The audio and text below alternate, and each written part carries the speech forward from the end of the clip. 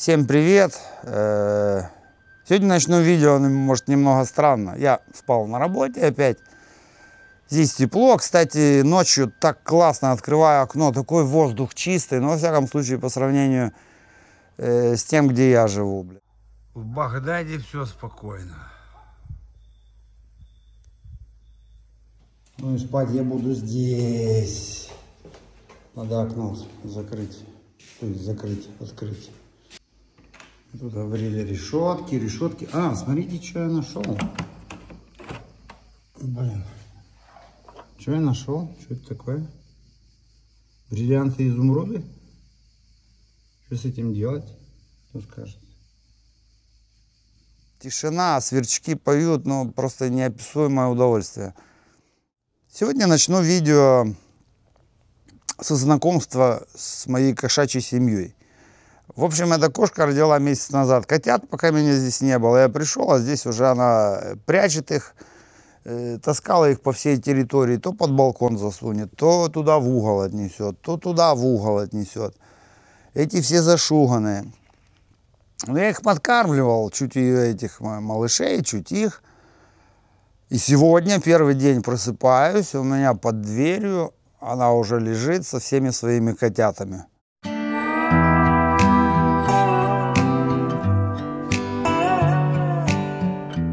То есть, к чему я это говорю? Знаете, каждая мать, зверь это человек, она должна иметь инстинкт самосохранения. Она ищет для себя, кошка, скажем, безопасное место. Что на самом деле любому животному нужно?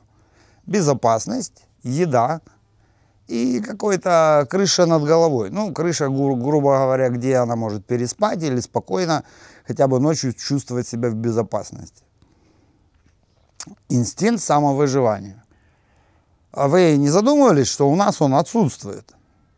Вот я вам рассказываю за свою жизнь. Я же жил то же самое. Я, как та же кошка, метался, блин. Я повторяю, что жил на Дальнем Востоке, в хреновых условиях. Поверьте, в ужасных. Это мне школа тоже помогла со временем научиться, наверное, не столько жить, сколько выживать. Сначала учимся выживать, а потом уже пробуем жить. Пока я торговал на базаре, ездил Румыния, Польша, Турция, наездился, дай Боже. Потом ты устаешь, понимаешь, ты должен куда-то кинуть якорь. Возвращаешься на Украину, на том якоре что-то, блин,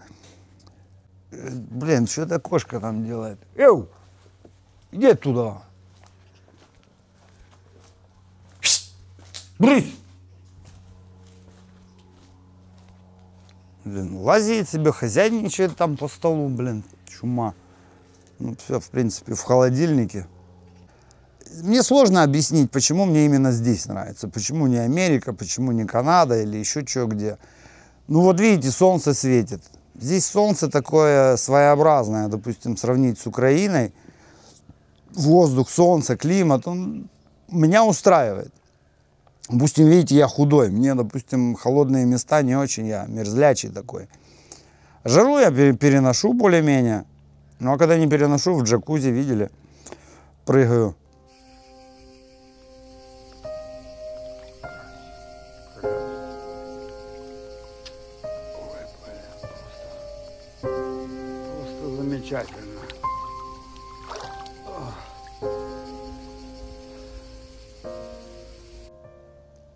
Ну, а что, придумал себе от скуки, за час себе там соорудил такой бассейн.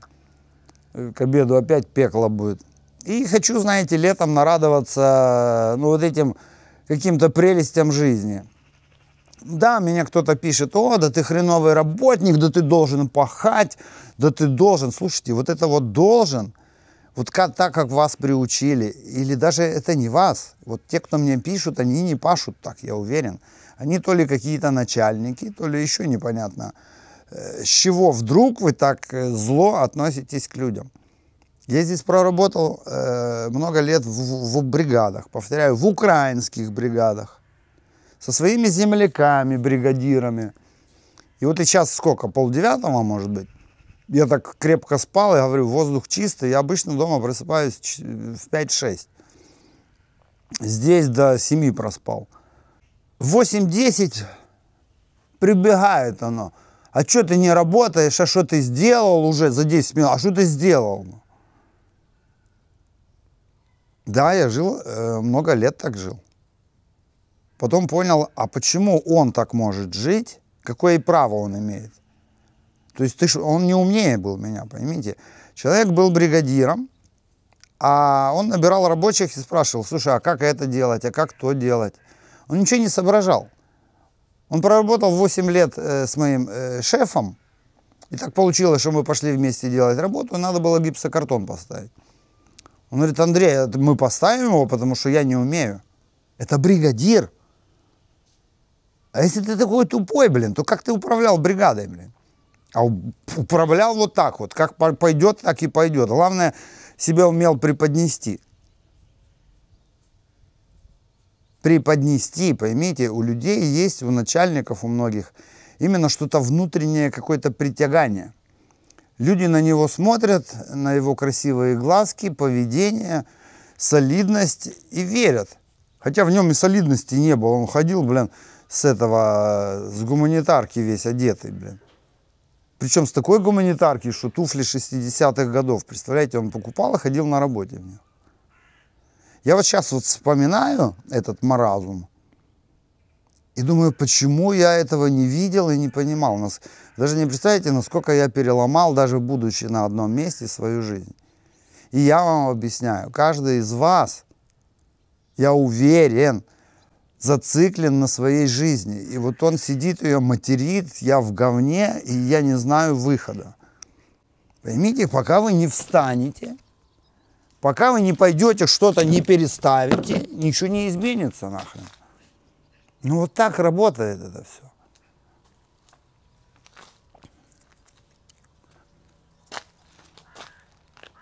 Я не должен был эту траву, допустим, стричь, да, как я показывал. И мне говорили, а что ты травой занимаешься, ты должен стричь. Да что вы мне все говорите, что я должен? Вот я чувствую, что я должен пойти что-то сделать с этой травой, я иду. Иногда надо жить просто на уровне чувств. Нам всем установили правила, ну, даже взять же с той же рыбалкой. Да поймите, их столько этих правил, они сами не знают этих правил всех. Их невозможно все выучить, изучить. Они сделаны для того, чтобы их знают, что люди их будут нарушать. Потому что невозможно жить по всем законам, их невозможно знать. Или в конце концов ты рано или поздно что-то нарушишь. И ты должен платить штраф. И с этого государство живет.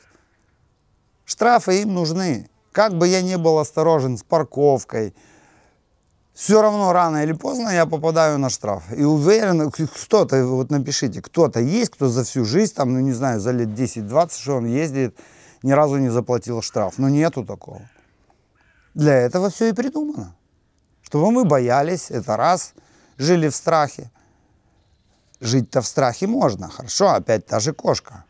Она боится, она на стреме все время. Ты такая злая какая-то, ты дикая, блин. Но она проверяет, работает это, можно ли это или нельзя. И иногда даже если что-то и нельзя, она все равно лезет. Вот зашла в наглую, залезла на стол, и она ходит, делает, что хочет. Прогнал, убежал. Убежала, это же не значит, что в следующий раз она поняла, что туда нельзя лезть, и она больше не полезет.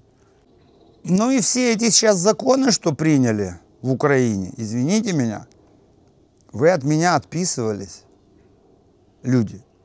Ну это я так понял, я вам объясняю, как отписались. Вышло видео, ни одного комментария, люди на эмоциях, блин, фух, ах ты, блин, с России, наверное, ах ты, украинец, западенец, ты мне не нужен. Да какая вам разница откуда? Я же вам рассказываю за жизнь, за это самое. У меня нету каких-то политических взглядов или какого-то направления четкого. Мое направление, вот, нейтральная какая-то зона, где я не буду ни тем, ни тем. Только так можно адекватно как-то понимать ситуацию, жить спокойно. А если ты занимаешь чью-то сторону, ты по-любому будешь иметь какого-то врага. Ну, в общем-то, даже те же итальянцы, они где-то немного расисты такие. Они тебе улыбаются, но они себя всегда чувствуют выше. Даже зайдите в Google, поищите, кто такие итальянцы, их натура. Они считают, что они итальянцы. то есть вы все там, где-то там, а вот мы, и я у них учусь, да. В любой стране, наверное, можно чему-то научиться, что-то взять интересное, чего нету в моей. Вот, допустим, тот же отдых, вот ихний вот этот вот пофигизм, что работать ты не должен как конь. Да, они тоже есть пашут, но они не будут изо дня в день, месяц из месяца. Я же тоже сейчас могу включить, выключу нафиг эту камеру и пойду херачить. Ладно, я 20 минут потрачу на видео, ничего страшного. И потом тоже буду пахать.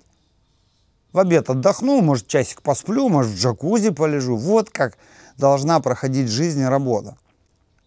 То есть в конце недели у меня будет результат работы. Я его покажу Свете, Света мне это все оплачивает, все нормально. Почему мы должны жить под чьим-то прессом, контролем вечно? Я хочу вам сказать, что я знаю, что многие так живут. И знаю, потому что мне даже пишут или в Телеграме, или люди в положении, что им там не нравится, или на каком-то месте, а как выйти с этого, они не знают. Поймите, пока вы сидите и думаете, как выйти, да как вот этот ремонт закончить, да как же это все, ничего не изменится. Надо вот встать, поднять задницу, убрать этот стул куда-то, швырнуть, сесть на коня и вперед, скакать, изменить обстановку, идти что-то взять в руки, молоток и забить, начать с какого-то гвоздя. И включать интерес к жизни, как искать свое место. Многие боятся просто, а как я поеду, это же все сложно. Ну да, для того нам эти сложности придумали, что если бы все так просто было, сейчас бы здесь и понаехали столько. Наверное, какой-то контроль нужен в этом плане. Поэтому, сколько я не объясняю, знакомься, не знакомься, вы делаете свои штампы для меня, свои выводы, типа, он такой. Моя цель, последнее время, кстати, это нейтральность. Знаете, как вот шкала, там, минус 10, плюс 10, как она называется, я не могу вспомнить. И здесь 0 посередине. Так вот, скажем, плюс – это ваши эмоции, это ваши зарплаты, у вас все хорошо. И минус – это конкретный минус по жизни, по всему. Так вот, что бы у вас ни происходило, у меня, скажем, я всегда стремлюсь к этому нулю. Понятно, что это не значит, что если у меня все хорошо стало, я должен себе сделать это плохо. Я знаю, что так будет. Или знаете, как на Соломоновом кольце написано, не всегда так будет. Так устроен мир. Сейчас лето, сейчас солнце, потом будет осень, будет холодно, будут дожди. И я не смогу снять такое красивое видео. Красивое, скажем, под солнцем. И второе, я повторяю, что жизнь наша игра. Игра, и запомните это. В любой игре вы не можете постоянно выигрывать. Будут ситуации, будут проигрышные, и вы к этому должны готовы быть. Вы должны к проигрышу или к выигрышу относиться одинаково. То есть, опять же, все стремится к нулю, к середине, к центру. И если вы живете и готовы к этому приходу к нулю, у вас все будет ровно. Вас сложно будет вывести из равновесия. Да, вы вышли, туда быстро вернулись. Как неваляш кота, знаете. И я очень рад, что у меня в основном-то контингент интересный, благодарный. Не просто так. И канал у меня, я скажу вам честный. Вы просто посмотрите по другим каналам, вот сколько у них подписчиков, сколько у них просмотров. Есть такие нормальные, честные каналы, я вижу. Но очень много, особенно таких новых, как я, что-то мудрят, хитрят. У людей может быть и 50, и 100 тысяч подписчиков, а просмотров, как у меня, по 10 тысяч. Вот посмотрите по лайкам, средняя статистика по лайкам. Хоть я у вас выпрашиваю, но если вам не нравится, фиг вы мне его поставите. Обычно люди либо натурально ставят, либо, кстати, лайк поставьте, спасибо. То есть на 1000 просмотров средний показатель, кто не знает, это 100 лайков. Можно чуть-чуть меньше, а если больше, это уже супер. Но вот этот показатель, он нормальный. У многих на 1000 просмотров 50 лайков. Несмотря на то, что подписчиков 50 тысяч, допустим. Поэтому не смотрите не вы, и это не показатель. Даже если вы от меня отпишетесь, дело в том, вам раз YouTube дал уже один раз меня в рекомендациях, он даст второй раз, даст третий. Вы что, не будете смотреть? Вы все равно посмотрите ради интереса. Такое тоже человеческая натура. А что же он там? Ладно, в прошлом видео такой говнюк был, а посмотрим, что там дальше. И вы уже будете смотреть без подписки. А для канала важнее больше просмотры, чем подписки. Подписки, они естественным путем все равно наберутся. Ну, это так... Вкратце о Ютубе, как оно работает. Вообще там очень много всяких секретов, очень интересно. Иду я работать, начинается жара, но в доме прохладно.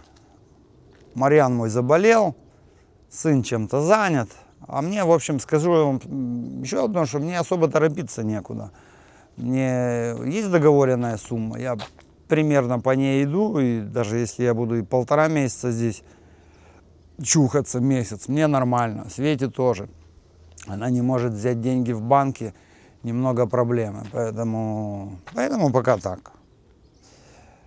И еще раз повторяю, не надо меня так судить. Я понимаю, что судьями все хотят быть, всем легко, а вы попробуйте защитить кого-то, помочь кому-то, понять кого-то.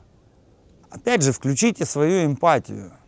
Ну, у некоторых ее просто нет. Вот, честно вам говорю, я знаю людей, у людей, вот они живут, они не могут никому ни сочувствовать, ни понимать, им это не надо. И поверьте, такие люди, они обычно несчастны. Потому что оно все крутится бумерангом. Я не говорю, что вы кому-то помогли, и вам тут же оно вылезет, вернется. Нет, это может годами длиться, но в общем ваша картина жизни, она будет счастливая, удачная.